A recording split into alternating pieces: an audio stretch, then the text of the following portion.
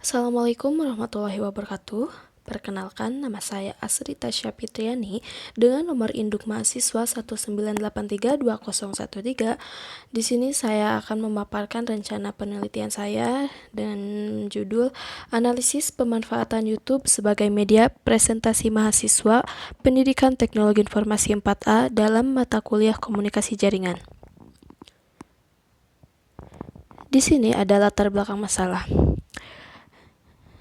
Di era globalisasi, penggunaan internet berkembang sangat drastis. Salah satu situs yang paling diminati masyarakat dewasa ini adalah YouTube.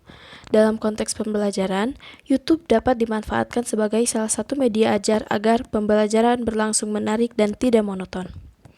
YouTube adalah sebuah situs website media sharing video online terbesar dan paling populer di dunia di internet. Saat ini, penggunaan YouTube tersebar di seluruh dunia dari berbagai kalangan usia, dari tingkat anak-anak sampai dewasa.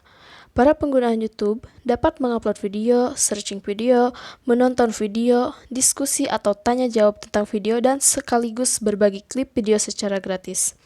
Setiap hari, ada jutaan orang yang mengakses YouTube sehingga tidak salah jika YouTube sangat potensial untuk dimanfaatkan sebagai media pembelajaran. Pemanfaatan YouTube sebagai media pembelajaran bertujuan untuk menciptakan kondisi dan suasana pembelajaran yang menarik, menyenangkan, dan interaktif. Pembelajaran di YouTube dapat dimanfaatkan untuk pembelajaran yang melibatkan peserta didik di kelas, serta penggunaan YouTube sebagai media pembelajaran dapat digunakan setiap saat tanpa dibatasi oleh ruang dan waktu dengan syarat komputer atau gadget terhubung dengan internet. Dari penjelasan di atas, YouTube dapat digunakan sebagai media pembelajaran bagi mahasiswa. Maka dari itu, dalam penelitian ini saya akan menganalisis penggunaan YouTube sebagai media presentasi untuk mahasiswa Pendidikan Teknologi Informasi 4A, Institut Pendidikan Indonesia dalam mata kuliah Komunikasi Jaringan. Untuk rumusan masalahnya, apakah penggunaan YouTube dapat digunakan sebagai media presentasi bagi mahasiswa? Nah, di sini ada kajian teori. Pengertian media pembelajaran menurut Wina Sanjaya. Media berlaku untuk berbagai kegiatan atau usaha seperti media dalam penyampaian pesan, media pengantar magnet, atau panas dalam bidang teknik. Media digunakan dalam bidang pendidikan sehingga istilahnya menjadi media pendidikan. Menurut Dina Indriana, menjelaskan bahwa media adalah alat bantu yang sangat bermanfaat bagi para siswa dan pendidik dalam proses belajar dan mengajar. Sedangkan menurut AECT tahun 1979 mengartikan media sebagai bentuk saluran untuk proses transmisi informasi.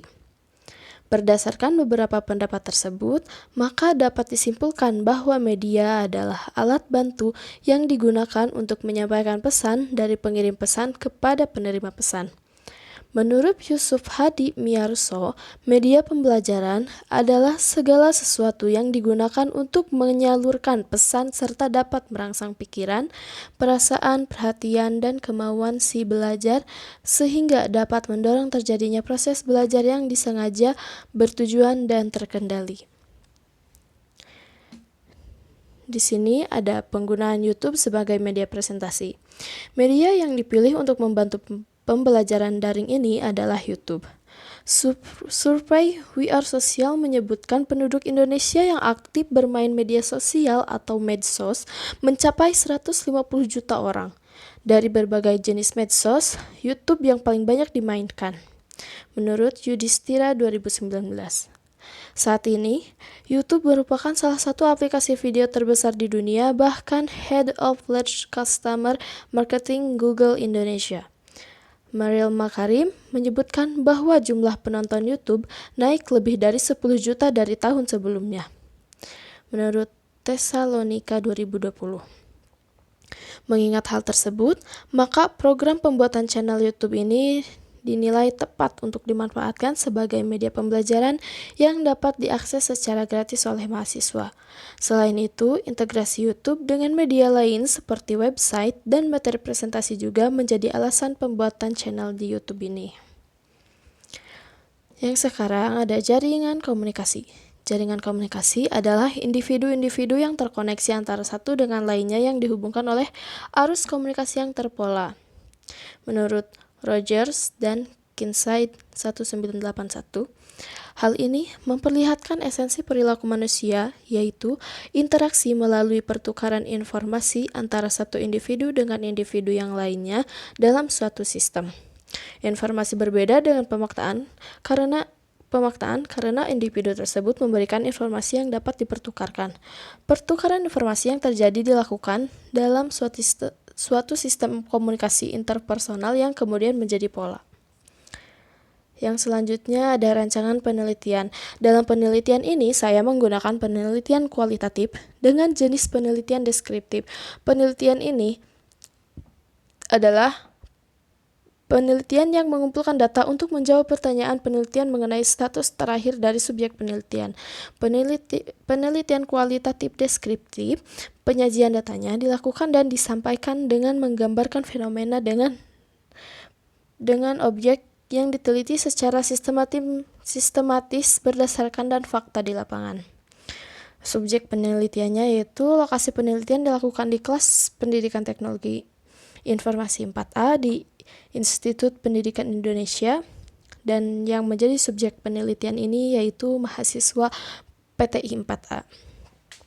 Metode pengumpulan data dan instrumen penelitian dalam penelitian ini, yang pertama ada observasi. Peneliti melakukan analisis domain sehingga dapat mendeskripsikan terhadap semua yang ditemui. Yang kedua ada uji coba pelaksanaan pembelajaran daring, meliputi kegiatan pendampingan dan pemantauan para guru dan juga mahasiswa menggunakan YouTube sebagai media pembelajaran. Yang ketiga ada evaluasi dan perbaikan dengan memantau respon siswa terhadap terhadap penggunaan YouTube sebagai media presentasi. Yang keempat ada kuesioner dan angket, adalah teknik pengumpulan data yang dilakukan dengan cara memberikan pertanyaan atau pernyataan tertulis pada responden seperti wawancara. Metode analisis datanya yaitu teknik pengambilan data yang digunakan adalah dengan menggunakan angket kepada siswa yang difokuskan pada respon siswa terkait penggunaan YouTube sebagai media pembelajaran. Skor angket menggunakan skala Likert, di antaranya yaitu sangat kurang sama dengan 1, kurang sama dengan 2, cukup sama dengan 3, baik sama dengan 4, dan sangat baik dengan nilainya 5. Sedangkan kategori skor rata-rata adalah sangat kurang, 1 kurang dari X kurang dari 1,5, kurang 1,5 kurang dari X kurang dari 2,5, cukup 2,5 kurang dari sama dengan X kurang dari 3,5, baik 3,5 kurang sama dengan X kurang dari 4,5, dan sangat baik 4,5 kurang dari X kurang dari 5. Analisis data untuk mengukur kategori keberhasilan dilakukan dengan menghitung rata skor dan presentasi tiap aspek yang ditanyakan. Kegiatan dinyatakan berhasil jika skor rata yang diperoleh tiap aspek dalam kategori baik atau sangat baik. Sekian dari saya, mohon maaf apabila ada kesalahan. Terima kasih atas perhatiannya. Wassalamualaikum warahmatullahi wabarakatuh.